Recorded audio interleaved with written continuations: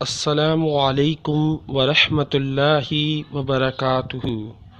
رسول اللہ صلی اللہ علیہ وسلم نے ارشاد فرمایا، جس نے خوف الہی سے گناہ چھوڑا اللہ تعالیٰ اسے راضی کرے گا۔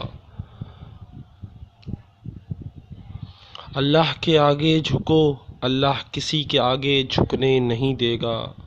اے اللہ مجھے صرف اپنے آگے جھکنے والا بنا، مجھے کسی اور کے آگے نہ جھکنا پڑے، مجھے ایسا بنا۔ سجدوں کا مزہ جوانی میں آتا ہے، لیکن لوگ سجدے کا مزہ بڑھاپے میں لینے کی کوشش کرتے ہیں۔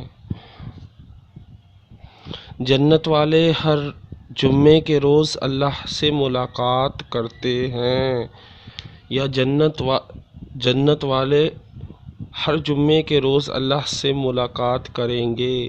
رسول اللہ صلی اللہ علیہ وسلم نے ارشاد فرمایا، اے اللہ ہمیں اپنی رضا میں راضی رہنے والا بنا دے، آمین ثم آمین یا رب العالمین۔